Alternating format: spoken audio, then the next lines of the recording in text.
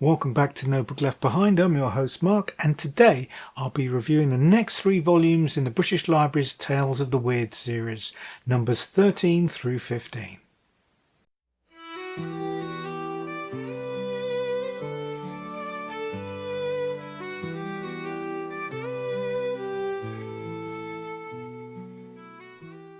Okay, so it's time for 3 more volumes from the Tales from the Weird series, courtesy of the British Library.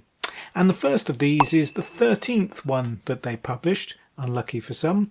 This is Tales of the Tattooed, which is edited by John Miller. And this is subtitled An Anthology of Ink. And this one kicks off with what's arguably the most interesting introduction in the series so far, because editor John Miller gives us a short history of tattooing. And this is a subject about which I had no knowledge whatsoever. And I found it extremely interesting because not only does he touch on the more obvious aspects like the maritime association and the criminal associations, which have been kind of fairly well documented historically, he also talks about the unusual fad there was in Victorian England, particularly amongst young women, to get tattooed. It was a real craze back then, and I'd never heard about that before. And it actually led to the innovation of the world's first electric tattooing machine. Now, he also gives a short introduction before each story, of course, which is normal for the series, but he relates those stories to this cultural history of tattooing. And I found this all pretty interesting. Now, the first point in favour for this anthology is that it's an incredibly obscure selection of stories and authors. Of the writers, I'd heard of 3 of them out of the 13 featured, and I'd not read any of the stories before. They are also remarkably consistent in terms of standard. There are nothing here that you feel is just making up the numbers. On the other hand, there was also nothing that I thought was incredibly outstanding either.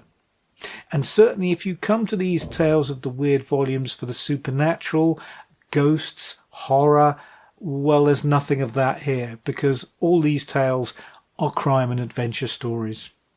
Now, my favourite story here was The Tattooed Card by William E. Barrett, and this features as its protagonist a rich young man who works in disguise as a tattoo artist on the seamier side of town, just for the hell of it. He calls himself Needle Mike, but inevitably he gets drawn into the more crime-orientated aspects of his new lifestyle. And this was one of 16 tales featuring the character, and I'm probably going to look to seek them out in the future. It's not outstanding, as I say, but I thought it was very solid, and I really did enjoy the character.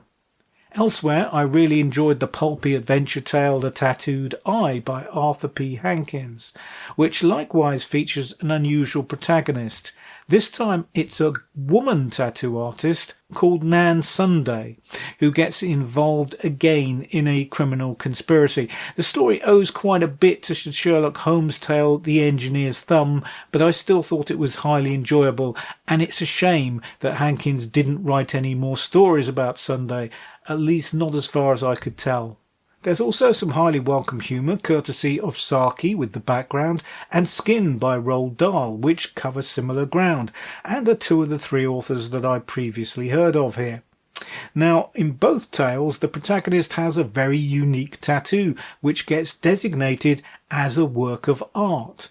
And this causes endless grief for both of them, particularly for the guy who can't leave the country because exporting works of art is illegal.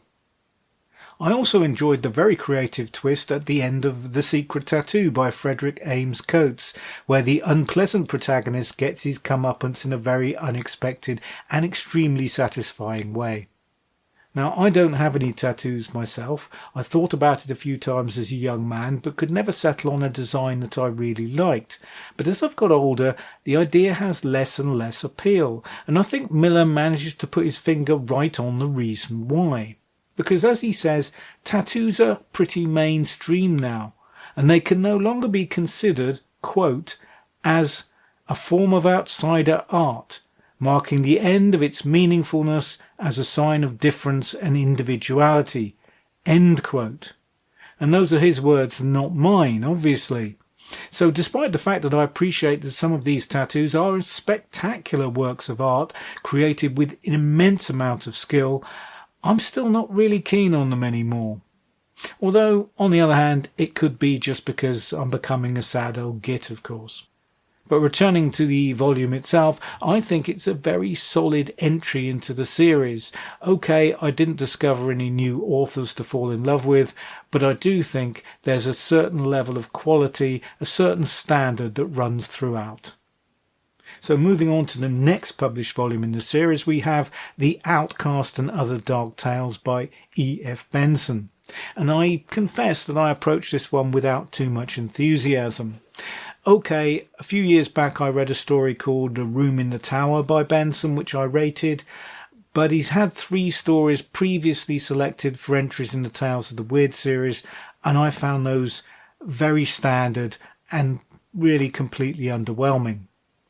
So here we have another 17 supernatural tales by Benson. Were there any that would make me revise my opinion of him and his work? Not really, I'm afraid. Again, I found them to be flat and fairly predictable and underwhelming. Typically, the setup has got possibilities, but the story just doesn't really go anywhere very interesting and just kind of dribbles away to pretty much a damp squib of an understated finish.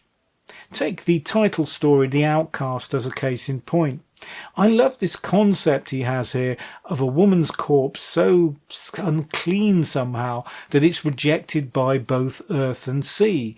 It's an interesting idea, and it plays into medieval legends about vampires, where bodies were found sometimes half disinterred from the earth, and this was taken as proof of the supernatural, when really, of course, it was more to do with scavenging dogs, shallow graves, and the action of decomposition on the body.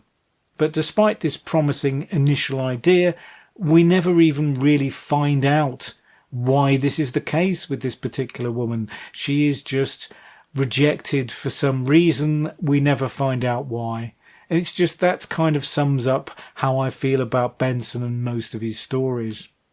The most notable story here, and the one that I liked the most, was The Flint Knife, which feels more fully realised than anything else here.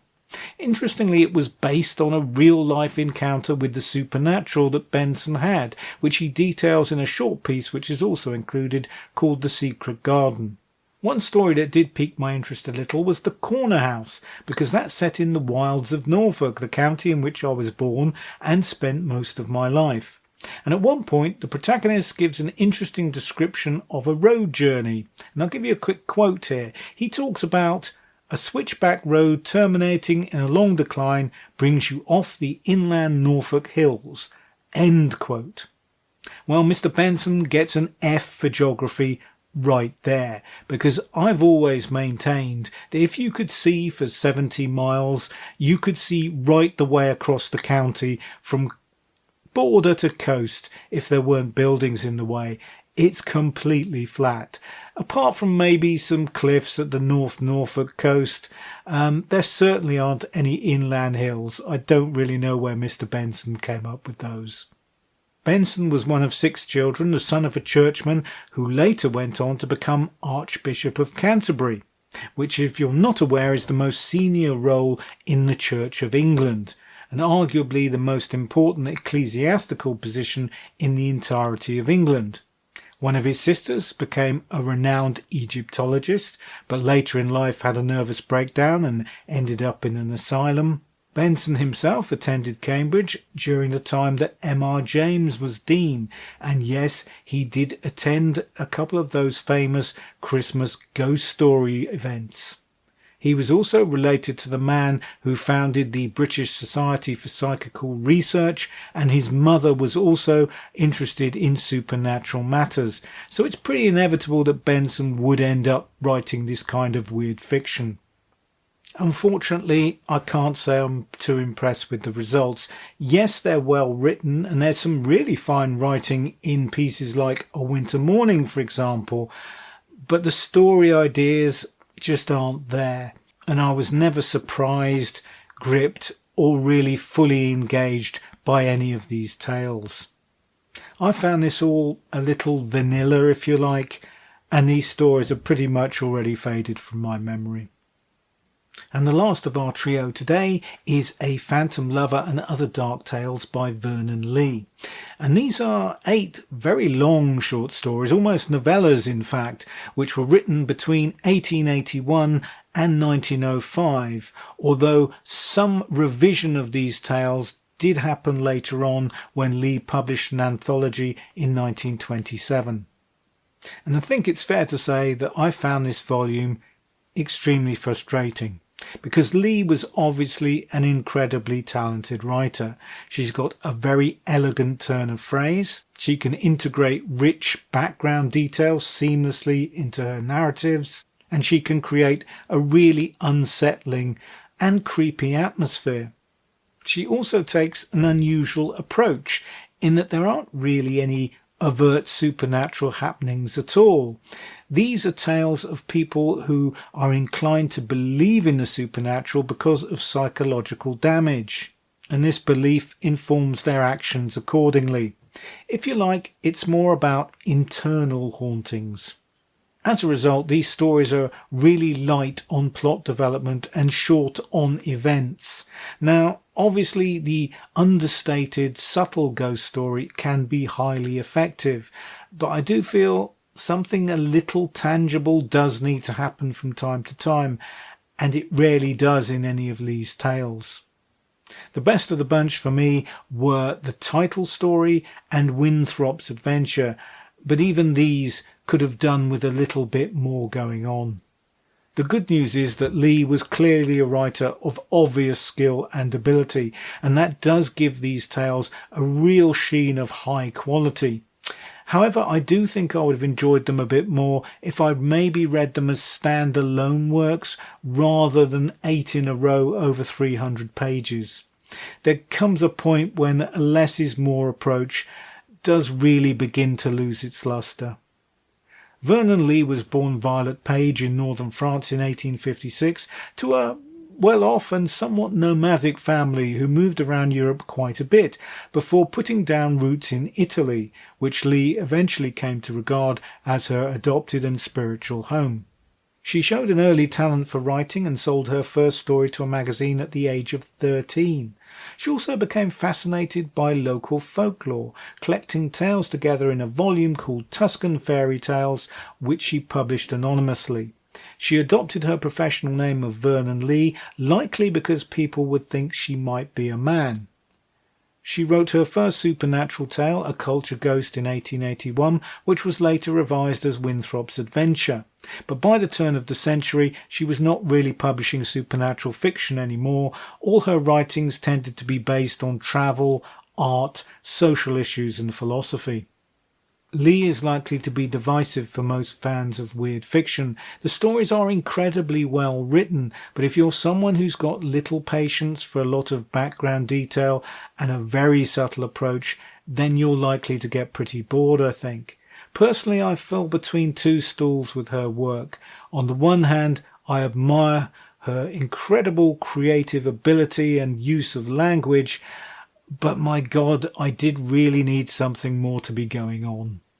So those are the latest 3 books from the Tales from the Weird series. Have you read them? What did you think of them? Do you know any of these authors? Please put your thoughts in the comments below. I'd love to hear from you. And if you've enjoyed the video, why not pop me a quick like and even think about subscribing to the channel. You can't go wrong with that. And in the meantime, please remember, keep searching through those narrow side streets of your hometown to find those dusty, weird second-hand bookshops. Keep going to those car boot sales, those market stalls and charity shops, because there are treasures out there that only you can find. Be seeing you.